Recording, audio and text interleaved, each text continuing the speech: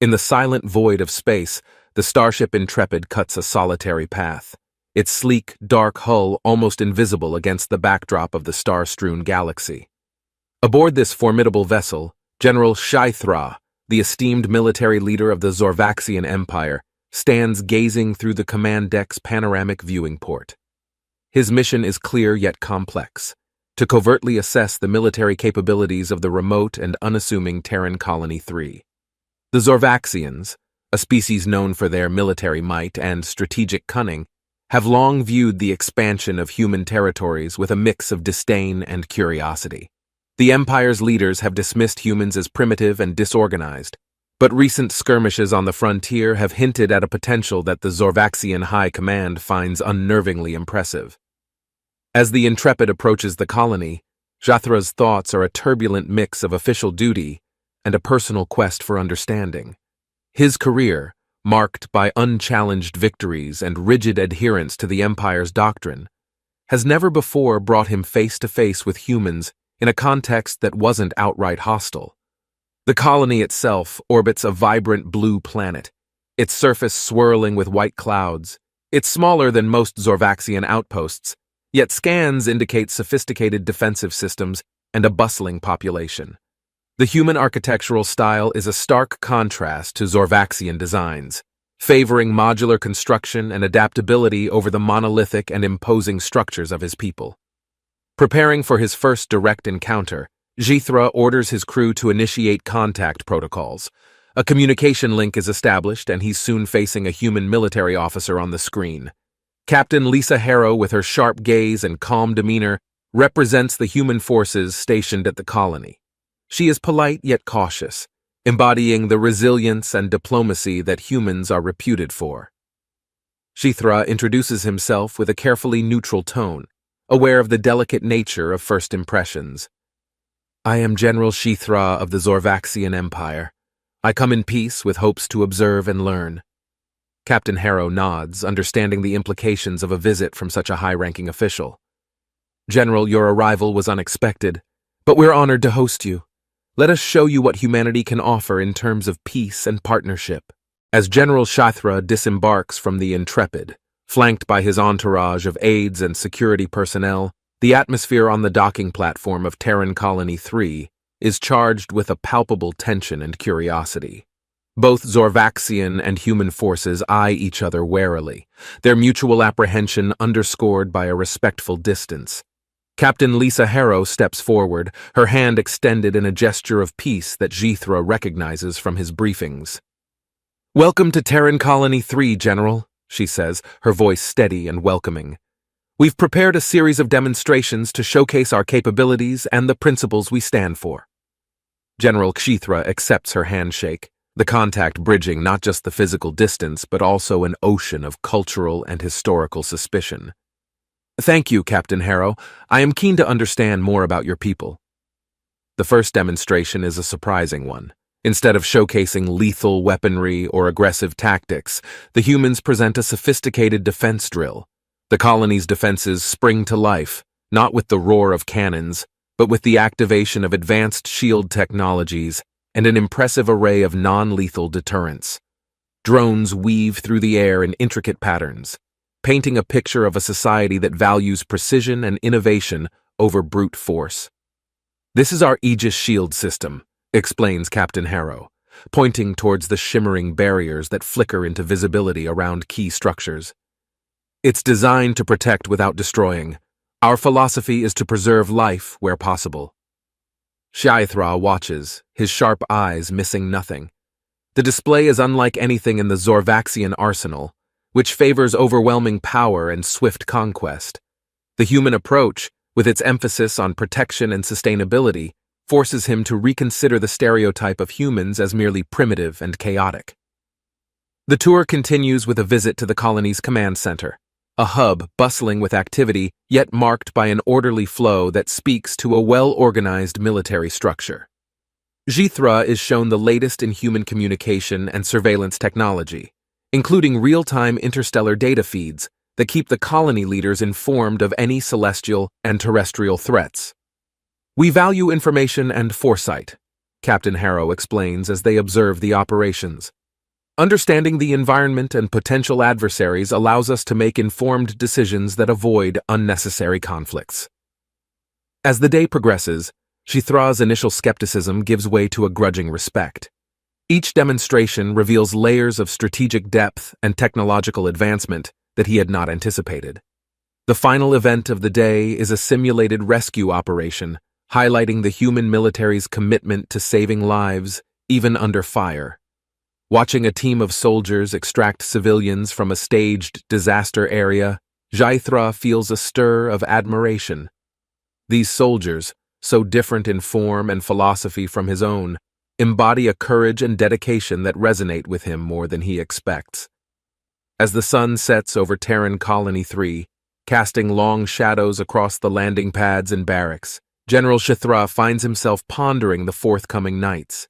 His mission had been to observe and report back, but now he senses that what he has seen today could redefine his understanding of not just humanity, but of what it means to be a soldier, a leader, and a guardian of peace. The night after the demonstrations, General Shithra finds himself unable to sleep. The quarters provided to him on Terran Colony 3 are comfortable, yet foreign. The soft hum of the human-made environment is a stark contrast to the silent, efficient stillness he is used to on Zorvaxian ships. As he lies awake, his mind churns with thoughts provoked by the day's events. The humans had displayed not only their technological prowess, but also a strategic depth that emphasized preservation and defense over conquest and destruction. This philosophy was far removed from the Zorvaxian doctrine of dominance and control, which viewed all interactions through the lens of potential threat and exploitation. Shithra rises from his bed and moves to the window, looking out over the colony bathed in the pale light of the colony's artificial day-night cycle. He reflects on his long career, during which he had led numerous campaigns expanding the Empire's reach across star systems, often through force and intimidation. The notion that strength could be shown through restraint rather than aggression is a revolutionary one to him. Pulling up data on his personal device, Shithra reviews reports of recent skirmishes along the Zorvaxian border, now seeing them through a new lens. Were there alternatives to the battles they had chosen to fight? Could conflicts have been averted through diplomacy and a better understanding of the other side, as the humans seem to strive for? His thoughts are interrupted by a quiet chime at his door. It's Captain Harrow, who appears with a slight hesitation, sensing the late hour might not be ideal for a visit. "General, I hope I'm not intruding. I thought you might appreciate some insights into our cultural philosophy," she offers, holding a data tablet loaded with articles and historical documents about Earth's journey toward its current ethos. Gratefully accepting the tablet, Shithra gestures for her to join him. They spend the next hours discussing Earth's history, its wars, its mistakes, and its pivotal moments of change towards a society that values life and peace over domination. This philosophy, it's not born out of weakness, but a choice, isn't it? Shithra muses aloud, the pieces coming together in his mind. Exactly, Captain Harrow nods. It's a choice to learn from our past, to build resilience not through fear, but through cooperation and mutual respect. As Harrow departs, leaving Shithra to his thoughts and the documents she provided, the general feels a profound shift within him. He spends the rest of the night reading about Earth's United Nations, its peacekeeping missions, and its international treaties, all concepts alien to the Zorvaxian way of ruling through might. By the time dawn approaches, Shithra feels a burgeoning conflict within his soul. His loyalty to the Empire wars with his newfound respect for the human approach. The idea that there might be a better way to lead, to protect, and to interact with other civilizations stirs a rebellious spark in him. Could he continue to serve an empire whose methods now seemed so starkly primitive compared to what he had witnessed? Or was it time to rethink his role, not just as a general of an imperial force, but as a leader who could bridge worlds and ideologies? These questions haunted him, setting the stage for a decision that could alter his life and potentially the fate of the galaxy. General Shythra's internal turmoil grew as the night faded into the stark light of dawn over Terran Colony 3. The articles and historical reflections Captain Harrow had provided left a profound impact on him, stirring a rebellion against everything he once upheld without question. The weight of his role, once a badge of honor, now felt like shackles binding him to outdated ideals. As he watched the colony awaken, Shythra made a decision that felt both terrifying and exhilarating. He could no longer in good conscience lead his troops in a campaign against these people, not when he had seen the possibility of a different path, one of peace and mutual respect. Preparing quietly, Shythra composed a message to his superiors, informing them of his resignation, citing personal reasons without revealing his true intent. He knew the Empire would view his defection as treason, punishable by the harshest measures, but the conviction that he was making the right choice fortified his resolve. He packed minimal belongings, leaving behind anything that tied him too closely to the Zorvaxian Empire, and erased all data from his personal devices that could jeopardize his new allies. Before the colony stirred to full life, he made his way to a less monitored docking bay where small cargo ships frequently came and went without much scrutiny. Using his high-level security access for perhaps the last time, Shythra commandeered a small, unassuming craft, the Vortex Rider. It was a maintenance vessel, hardly a ship befitting a general, but it was fast and had a cloaking device, perfect for a discreet escape. As the Vortex Rider detached from the colony, Shythra felt a strange sense of freedom. The stars before him no longer represented territories to conquer, but destinations of potential friendship and alliance. However, freedom came with immediate peril.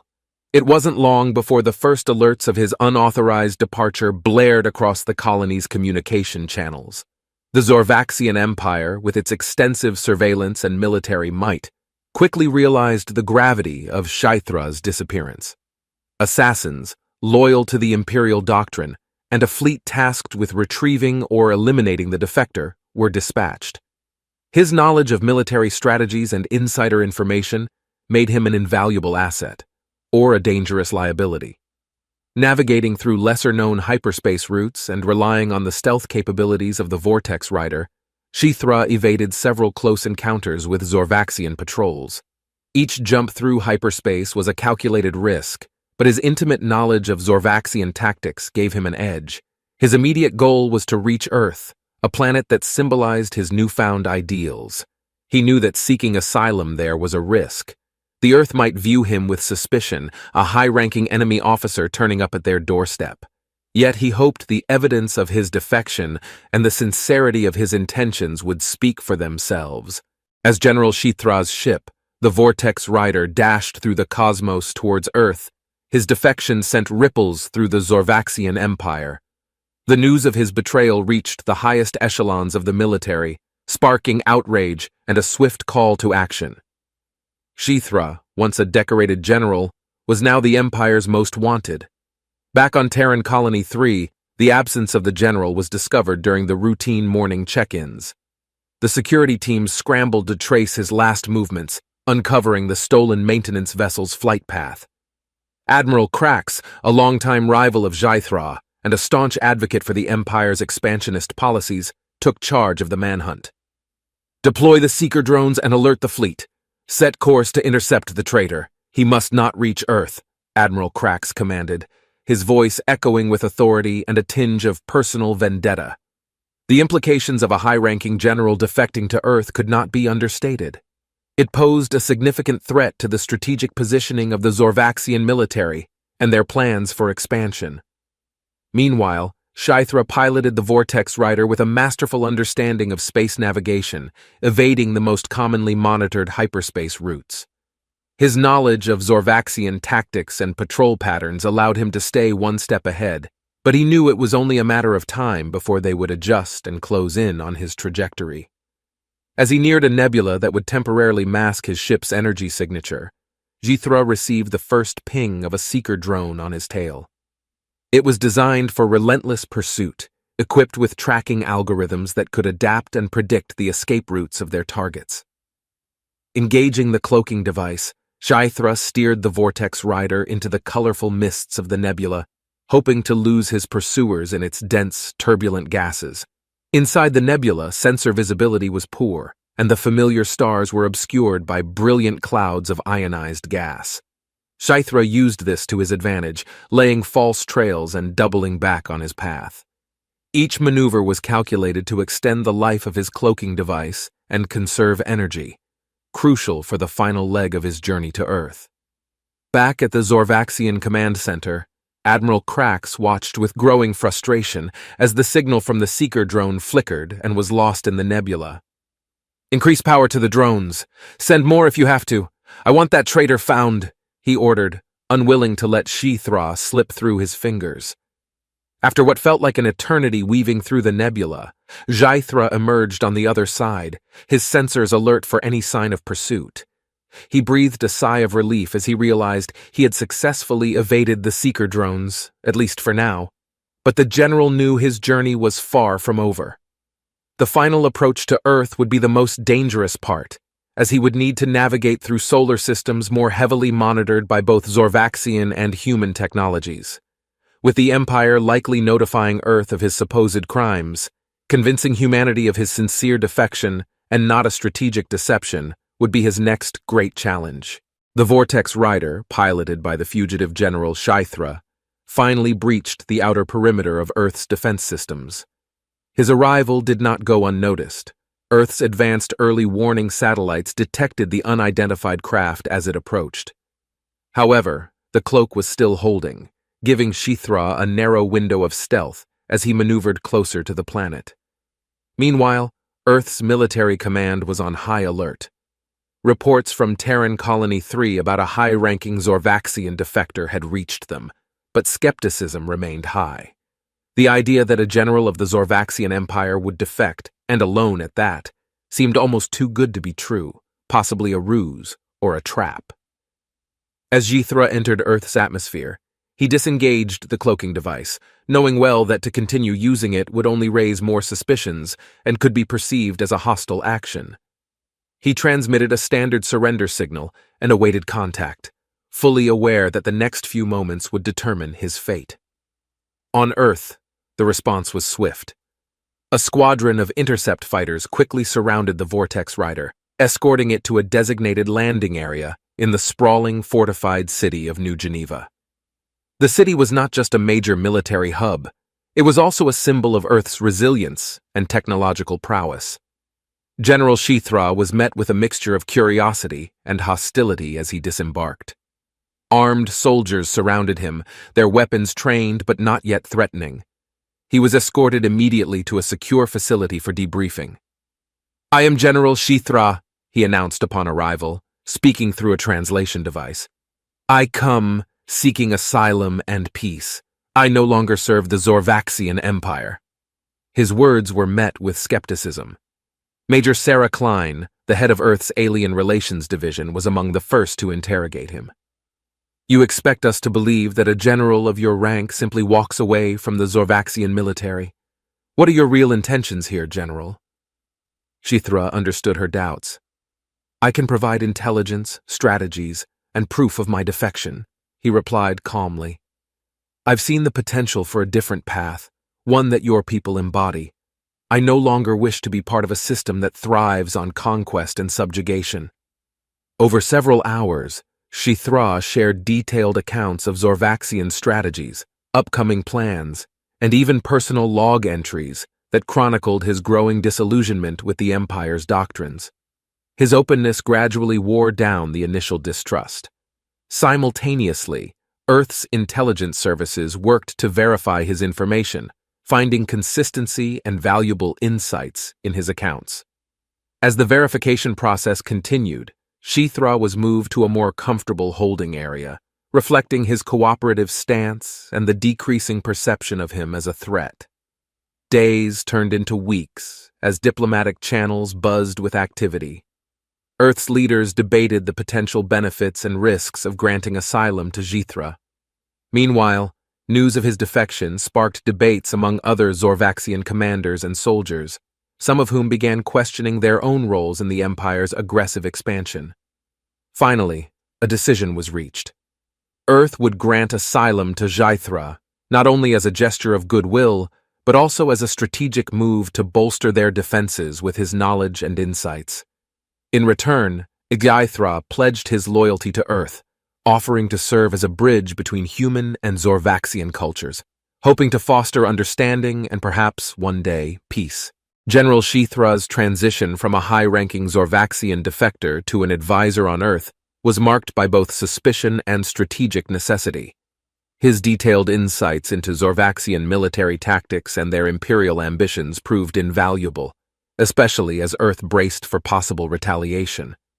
As part of his integration and to capitalize on his expertise, Earth's military leadership invited Jythra to join the Global War Council, a group comprised of top military strategists and political leaders.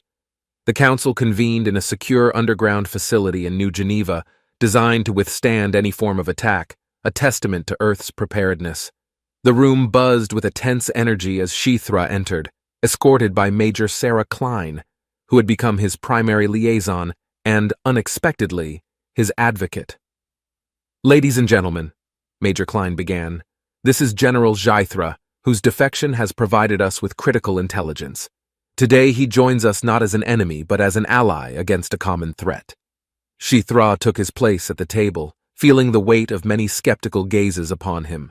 He understood their reservations. Here he was, a former enemy, now part of their inner circle. The transition had been swift, born out of necessity, and he was keenly aware of the need to prove himself. The council's agenda was heavy and urgent, with discussions ranging from fortifying Earth's defenses to establishing diplomatic channels with other potentially sympathetic Zorvaxian factions. Jythra listened intently, gauging the mood and the council's strategic priorities. When his turn came to speak, Jythra stood, his voice steady and clear. "I know that my presence here is not without controversy. However, I am committed to your cause. The Zorvaxian Empire, as it stands, seeks domination, but many of us within its ranks desire peace. We are tired of endless conquest."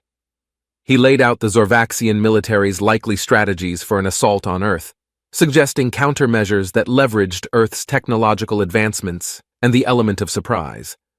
His proposal included the use of decoy fleets, cyber attacks to disrupt enemy communications, and guerrilla tactics that could exploit the Zorvaxians' overconfidence in their firepower. Captain Lisa Harrow, now a prominent figure in Earth's Space Force, raised strategic questions about the deployment of Earth's fleets and the integration of Jythra's tactics with their existing protocols. Her critical but open-minded approach helped bridge gaps between Jythra's suggestions and Earth's capabilities.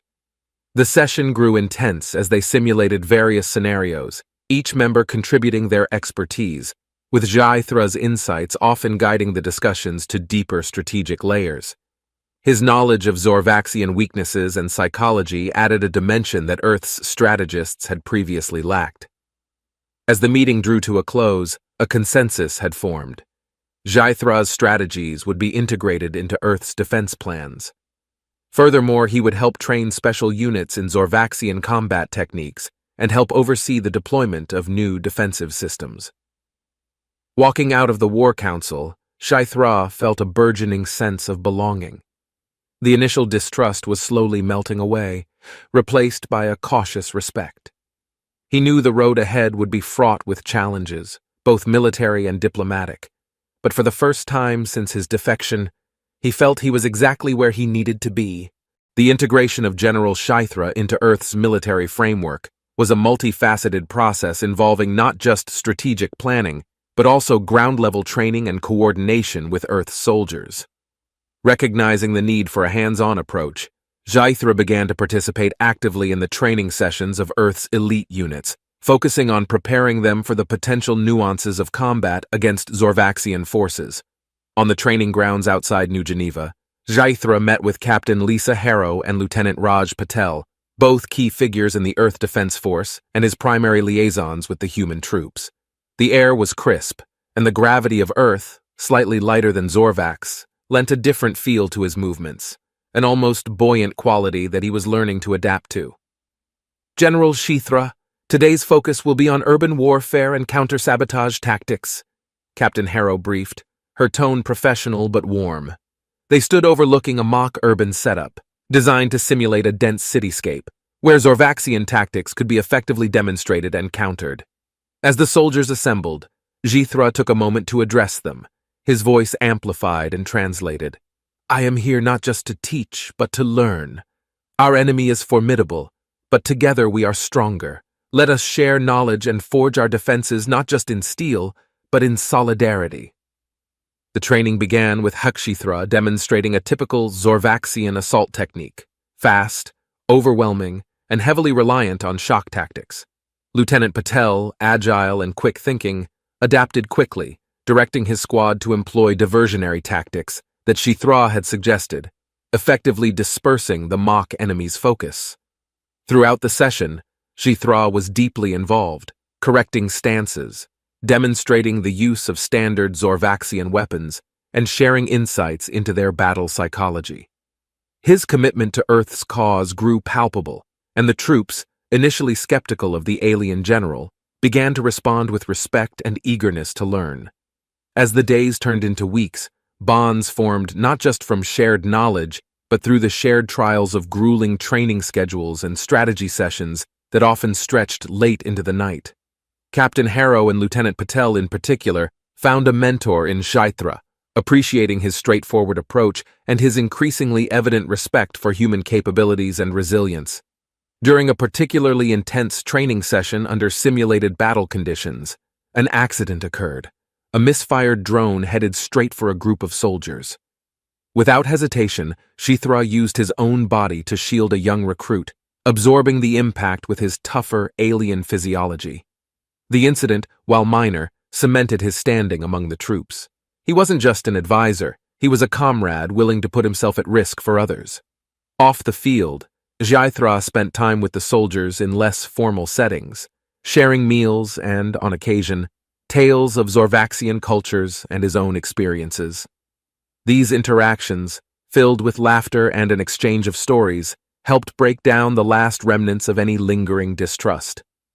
The tension on Earth reached a crescendo as intelligence reports confirmed the worst fears. The Zorvaxian armada, vast and relentless, had entered the solar system. Its target was unmistakable: Earth itself. This was not just a punitive expedition. It was an all-out invasion intended to crush humanity's spirit and recapture the defector who dared defy the Empire. Under the dark shadow of the approaching fleet, General Shithra stood alongside Earth's leaders and his comrades in arms, Captain Lisa Harrow and Lieutenant Raj Patel. They gathered in the war room, a buzz of strategic discourse filling the space as they finalized their defenses. Shithra's previous contributions to Earth's military strategies were now to be tested on a scale none could have fully anticipated. Remember, they will expect us to be intimidated, to falter, Jithra advised, his voice steady despite the palpable tension. We must use that to our advantage. Surprise and unpredictability will be our allies. As the Zorvaxian ships began their descent into Earth's orbit, a network of satellites and defense stations sprang to life. Earth's response was swift and coordinated, a testament to the months of preparation and shared training. The first salvo from Earth's quantum cannons lit up the space around the planet, creating a dazzling display of defensive prowess. In space, the battle grew intense. Human pilots, trained under Jithra's tutelage, executed complex maneuvers that bewildered the Zorvaxian pilots, used to more straightforward combat scenarios. The Zorvaxians had not anticipated such resistance, and their initial overconfidence began to waver. On the ground, in the command center, Jithra and Captain Harrow monitored the progress of the space battle, while Lieutenant Patel coordinated ground forces prepared to defend against any landings. The Global Defense Network, a mesh of AI-driven response units and human command, functioned with seamless precision. General, we've identified the flagship of their armada. It's vulnerable from the starboard due to its shielding malfunction, one of the tech operators announced, pointing to a live feed on the main screen. Seizing the moment, Jithra quickly devised a plan. Deploy the stealth squadron. Target that weakness. This could shift the entire battle in our favor. The stealth squadron, A fleet of small, agile ships equipped with cloaking technology and enhanced firepower darted through the chaos of battle. Their attack was precise, exploiting the revealed vulnerability with a series of coordinated strikes. The flagship, critical to the Zorvaxian command structure, suffered catastrophic damage, its downfall causing confusion and disarray within the enemy ranks. As the flagship went down in a blaze of fire and debris, the morale of the Zorvaxian forces plummeted, their orderly formations breaking apart. Earth's forces, energized by the turn of events, pressed their advantage. The skies above Earth erupted with the light of victory as one by one, the Zorvaxian ships began to retreat. In the war room, cheers erupted among the human commanders and soldiers, a chorus of relief and triumph. Shithra, however, remained focused, his gaze fixed on the screens displaying the battlefield. "This is a significant victory," he acknowledged, turning to Harrow and Patel. "But it is not the end. We must prepare for their next move. This battle showed them we are not as they presumed. They will not underestimate us again." As Earth celebrated this unexpected victory, Shithra's thoughts were already moving towards the future. He knew that true peace was still a distant dream, and the road to it would be fraught with further challenges. Yet, this victory had proved that together, humanity and its once enemy could face formidable odds. This battle might just be the turning point not only in the war, but in forging a new path for interstellar relations, with Earth at the heart of a new alliance. Following the unexpected victory in space, Earth's defenses remained on high alert, anticipating further retaliation. The Zorvaxian Empire, stung by their defeat, was not likely to withdraw completely without another attempt to assert their dominance. This time, their focus shifted from a broad assault to a targeted strike. The city of New Geneva, the heart of Earth's military command and the symbol of its resilient defense. General Shithra, alongside Captain Lisa Harrow and Lieutenant Raj Patel, prepared for what they anticipated would be a fierce ground assault. The city's defenses had been fortified under Shithra's guidance, with anti-aircraft systems and energy shields upgraded to counter the advanced weaponry of the Zorvaxians. As the Zorvaxian dropships entered the atmosphere, the skies over New Geneva darkened with the shadow of the impending siege. Civilians had been evacuated to underground shelters, leaving the streets deserted except for military units positioned strategically throughout the city. "Their first wave will try to disable our communications," Shithra predicted, his voice calm over the communications network linking all units. "Stay sharp and keep the anti-jamming protocols running." The first clash was intense, with Zorvaxian shock troops landing in the outskirts and attempting to penetrate the city's defenses. Earth's forces, however, were prepared. Utilizing guerrilla tactics, they managed to isolate and neutralize the enemy squads one by one, preventing them from regrouping. In the heart of the city, Shithra coordinated the defense from a mobile command center, moving from one hotspot to another. His presence on the ground, directing troops and making tactical decisions in real time, was inspiring to the human soldiers, who fought with renewed vigor, knowing their alien ally was sharing the danger. Captain Harrow led a squadron in a daring counteroffensive, pushing back against a Zorvaxian battalion that had managed to breach the first line of defense. Using a series of improvised explosive devices and remote-controlled drones, her team created a blockade, funneling the invaders into a kill zone where they could be dealt with effectively. Lieutenant Patel, meanwhile, was in charge of the city's aerial defense, coordinating with pilot squads to intercept enemy dropships before they could release their troops. His adept handling of the aerial units thwarted several attempts by the Zorvaxians to establish a foothold within the city limits. As the battle raged, a critical moment arrived when a Zorvaxian command unit managed to disable part of the city's energy shield, creating a vulnerability.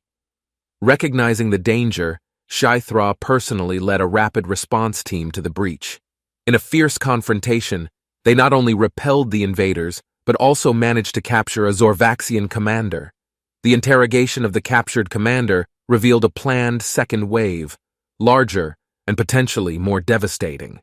Armed with this knowledge, Shithra quickly adapted the city's defensive strategy, setting up multiple layers of traps and defenses tailored to the expected tactics of the next assault. The second wave hit with the predicted ferocity, but thanks to the preparations, New Geneva held strong. The invaders found themselves mired in a maze of defensive measures, each step forward costing them dearly. As the siege wore on, the resolve of the Zorvaxian forces began to waver. Reports of falling morale and increasing dissent among their ranks reached Jithra, confirming that the tide of the battle was turning in favor of Earth. Finally, after hours of intense combat, the Zorvaxians retreated, their forces depleted and their spirit broken. New Geneva stood firm, its defenses scarred but unbroken. The victory was celebrated not just as a triumph in battle, but as a testament to the strength of the alliance between Earth and its former foe, now its staunchest defender. Jithra, once an alien general, had proven himself a true hero of Earth, and in the fires of the siege, a new chapter of interstellar relations was forged, one based on mutual respect and shared courage. In the aftermath of the siege of New Geneva, the dust settled on the scarred but intact city. Earth's victory was more than a military success. It was a profound statement of resilience and unity. However, the battle was far from over. General Jithra, now fully regarded as a hero among Earth's forces, knew that the Zorvaxian Empire would not easily give up their claim. Yet what transpired next was something he had not anticipated, an unexpected confrontation that would challenge his convictions to their core. A secret communication came through to Jithra's personal device late one evening, encrypted in a manner typical of high-level Zorvaxian command. The message was from General Kivok, his old mentor and a revered figure in the Zorvaxian military. Kivok requested a meeting on neutral ground, claiming to have urgent information that could not be shared over any communicable channels. With the approval of Earth's military leaders, Jithra agreed to the meeting, which was to take place on a deserted moon orbiting Jupiter. The barren landscape served as a stark backdrop for the reunion of the two generals, each now standing on opposite sides of a widening gulf. As they faced each other, the air heavy with unspoken tension, Kivok's expression was one of sorrow mixed with resolve. "Jithra, you have caused great upheaval," he began, his voice betraying a hint of emotional strain. "Why turn against your own people?" Jithra's response was firm, his decision long since made. "I did not turn against our people, Kivok. I turned against a policy of conquest that I no longer believe in. Earth has shown me that there is strength in peace and honor in diplomacy." Kivok shook his head, a gesture of disappointment. "I have come to tell you that the High Command is preparing another attack, one that will not stop at Earth but will continue until all human resistance is crushed. They see your defection not just as betrayal, but as a challenge to our very way of life. But there is more," Kivok continued, pausing as if weighing the cost of his next words. "There are others within the High Command who now doubt our course. Your actions have sparked a debate, one that could change the Empire's direction." This revelation struck Jithra with both hope and a heavy burden. "Then there is a chance for peace, Kivok. Help me to bring this message to Earth. Help me show our people a better path." Kivok was silent for a long moment, his gaze lost in the starlit sky of the Jovian moon. Finally, he looked back at Jithra, resolve hardening in his eyes. "I cannot join you, Jithra. My duty is to the Empire as yours once was, but I will not interfere with your mission. Go and do what you must." With a solemn nod, Jithra turned to leave, pausing to add, "I hope one day you will see that peace is worth fighting for, not just conquest." Returning to Earth, Jithra brought news of the impending attack and the potential for division within the Zorvaxian ranks. His report spurred Earth's leaders into action, hastening preparations for defense and opening new dialogues about forging alliances with those Zorvaxians who desired change. As the threat of another Zorvaxian attack loomed large, Earth's global defense network, bolstered by General Jithra's strategic insights and the tentative support of like-minded Zorvaxian factions, prepared for what many believed would be a defining battle in the history of both Earth and the Zorvaxian Empire. The Zorvaxian forces, now somewhat divided by internal debates and the stirring impact of Jithra's defection, approached Earth with a plan that was more cautious than their previous full-scale assault. This hesitation, seeded by Jithra's revelation and his subsequent diplomatic efforts, gave Earth an unforeseen advantage. Earth's defenses were activated at full capacity, with every satellite, every drone, every soldier ready. SciFi, working closely with Captain Lisa Harrow and Lieutenant Raj Patel, coordinated the planet's response from a command center in New Geneva. The city had become a symbol of Earth's indomitable spirit and strategic brilliance. As the Zorvaxian fleet approached, a series of diplomatic communications initiated by SciFi reached several of their ships. These messages, filled with pleas for peace and reminders of the unnecessary bloodshed that would follow, caused noticeable delays and confusion in the Zorvaxian ranks. Some ships hesitated, others pulled back slightly, unsure of their course. The battle began with a fierce exchange of fire in Earth's orbit. Human pilots, now adept at combating Zorvaxian tactics, used guerrilla strategies that SciFi had taught them. They targeted the invaders' key ships, those which seemed hesitant, deepening the discord among them.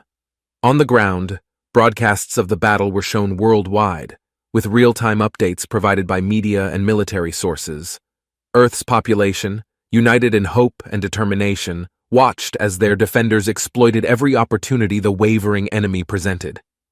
In a critical move, SciFi proposed a daring plan to capture the Zorvaxian flagship that now hesitated at the edge of the conflict. A specially trained boarding party, consisting of both human and sympathetic Zorvaxian soldiers who had secretly contacted SciFi, executed a precision strike. They boarded the flagship, confronting its crew not just with weapons, but with words. "Join us," they urged, "and help end this cycle of conquest and retaliation. We offer a path to peace." The capture of the flagship was a turning point. The image of the Zorvaxian flagship, under control of a joint force seeking peace, broadcast across the galaxy, inspired many more Zorvaxian commanders to cease their advance and reconsider their stance. The battle dwindled as more Zorvaxian ships withdrew or declared their neutrality, unwilling to continue a fight that no longer held meaning for them. Earth's forces, though ready to fight to the end, welcomed the sudden shift towards a ceasefire. In the aftermath, Earth emerged not merely victorious in battle, but also as a beacon of hope and diplomacy in the galaxy. The war had been averted, not just through strength of arms, but through courage, unity, and the willingness to reach out to one's enemy. General SciFi, once a feared Zorvaxian commander, now stood before a gathering of Earth's leaders and newly arrived Zorvaxian peace delegates. Together, they drafted a treaty that ended the hostilities and laid the groundwork for a federation of planets united by mutual respect and shared ideals. As the treaty was signed, SciFi felt a profound sense of accomplishment. He had not only changed the course of his own life, but had also played a pivotal role in altering the destinies of two civilizations. Earth and the Zorvaxian Empire, once on the brink of destructive war, now looked forward to an era of peace and cooperation, with SciFi as a living bridge between their worlds.